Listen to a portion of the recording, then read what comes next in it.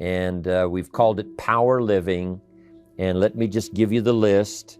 All of this, I'm sure, is familiar to you. Maybe I can show it to you in sort of a new way with a new concept. But here's my list. It's a list you can use in your training, passing it on to someone else. And here it is. Number one is decision.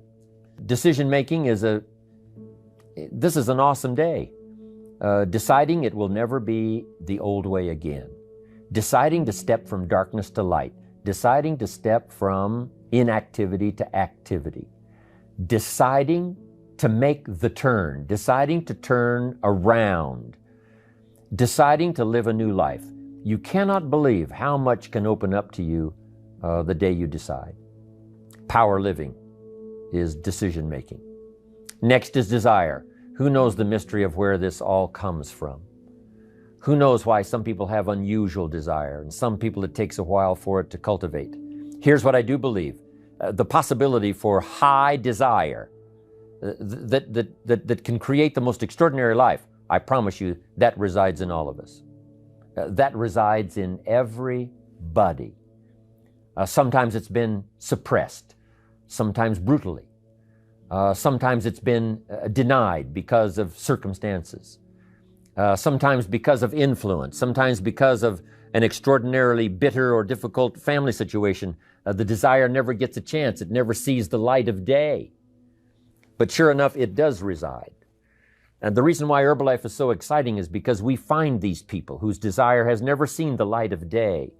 They've never had something to where their heart leaps that they can hope for. And we come along and find these people. Now, sometimes we find them and sometimes they find us, but however it happens, it is a unique opportunity for us to perhaps awaken desire in someone so that it flourishes and grows and serves as an incredible force. And they were responsible because they made the decision, but we can take part of the credit because we found them. We opened the door, we opened the window, we handed them a piece of literature, we invited them to a meeting.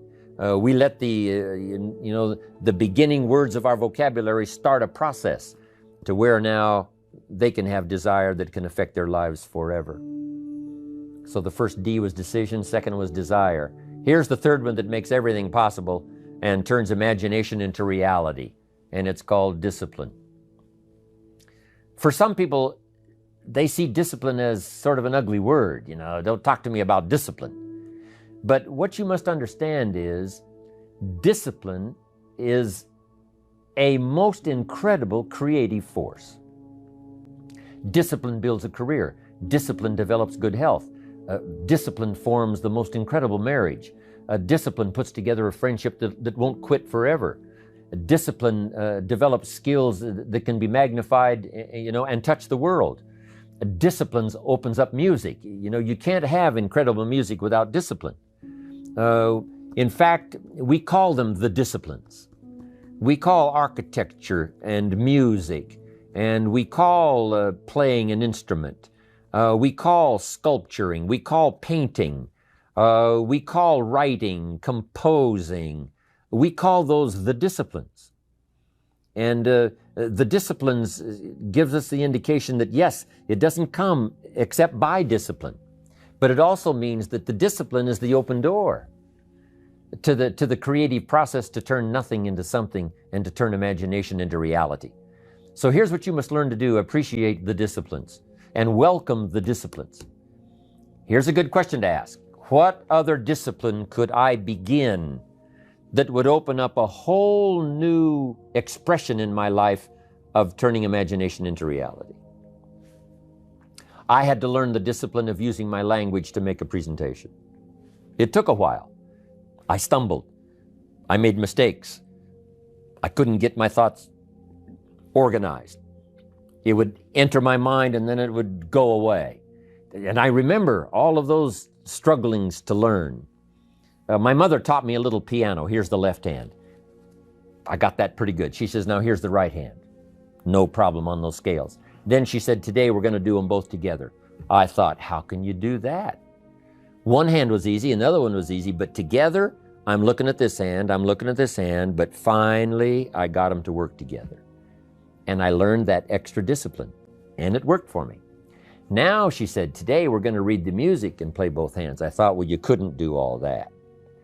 So, but sure enough, I'm looking at the music, I'm looking at this hand, finally I got them all working together. Then she said, today we're going to watch the audience read the music and play both hands. I thought, well, now that is impossible.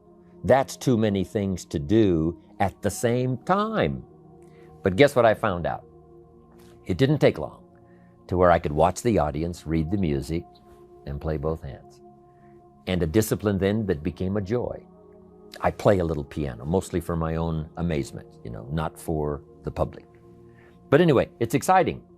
Learning new disciplines that create joy, that create a painting, that create an orchestra, that create an herbal life. Mark had to put together his disciplines.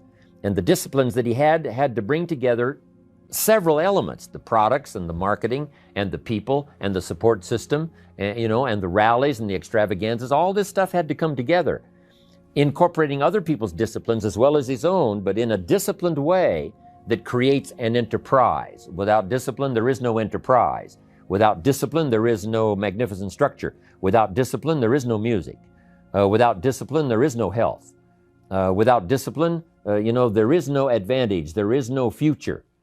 So discipline is all when it comes to imagination, having something real, believing in it, and turning it into reality.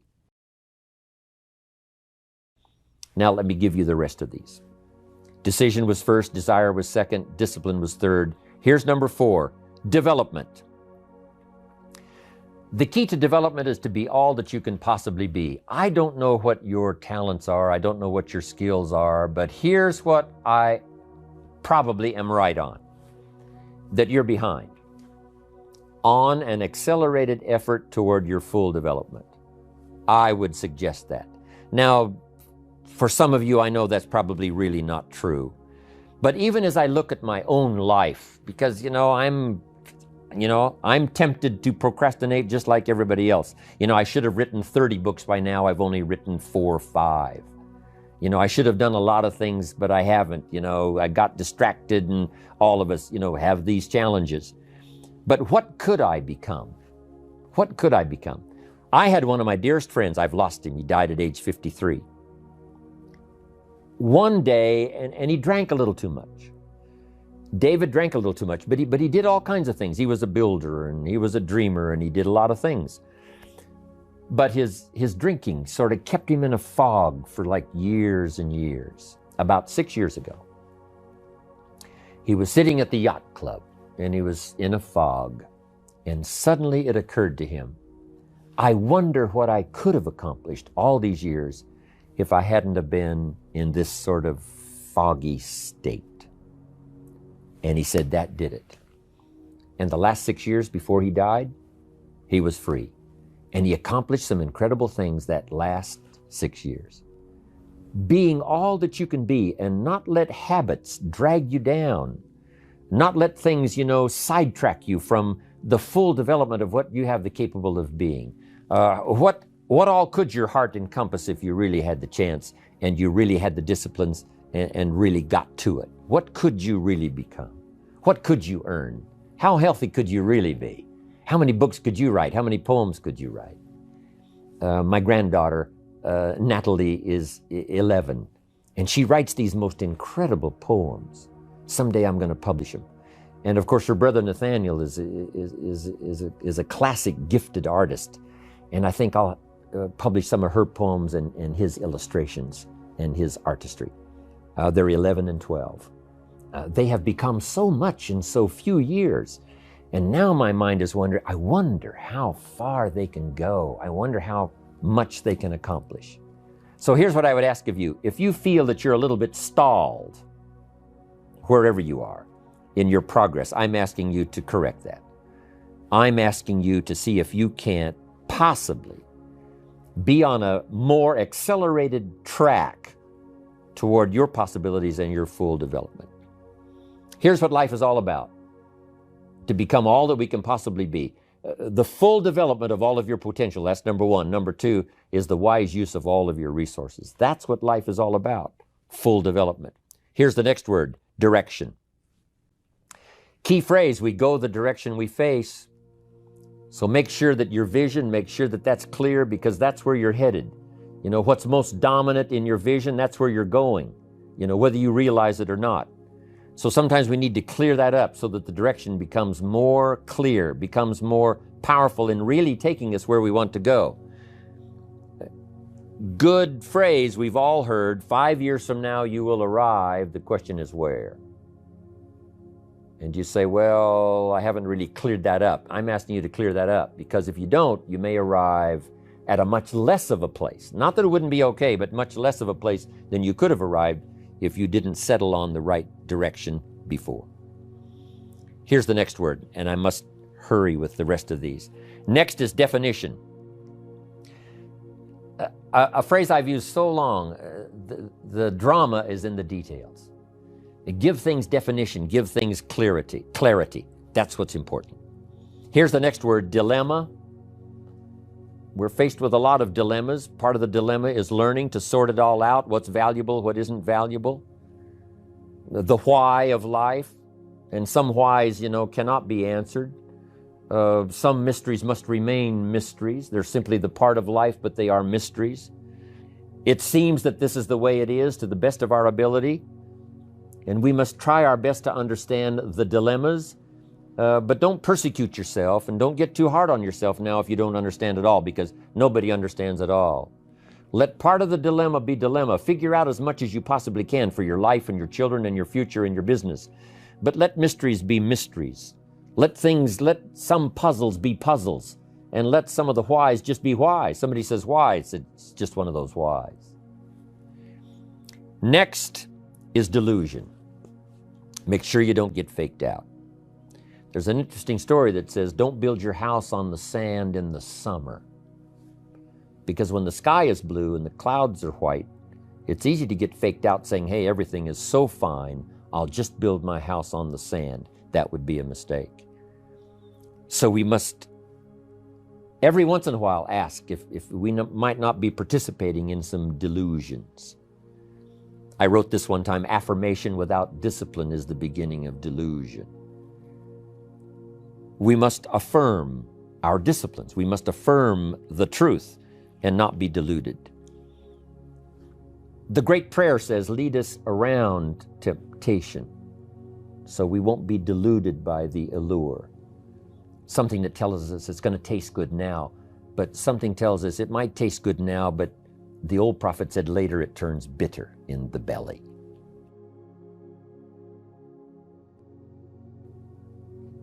Next is destination.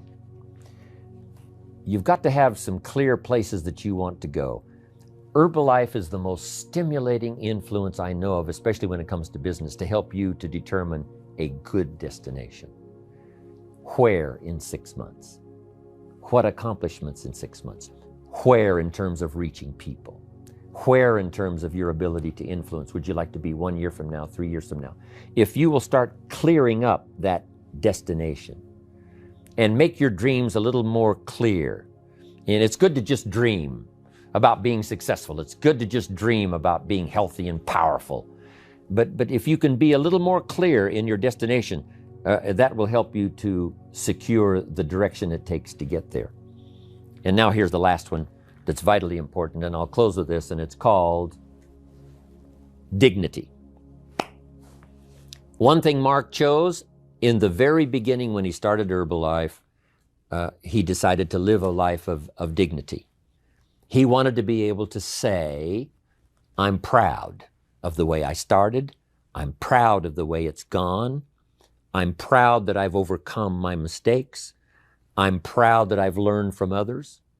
I walk with dignity because of the people I've helped, because of the lives I've changed, because of the countries I've now gone into, planted the Herbalife flag, and rendered all this incredible service. I'm proud that I didn't let mistakes overwhelm me. I'm proud I walk with dignity because I can truly say I have sincerely done every meeting. I've sincerely wished the best for everybody. I have sincerely wanted to have a refined marketing system that rewarded everybody for the effort they put in. I sincerely want to change people's health for the better and give them a longer life and a better life. I sincerely wish to do that.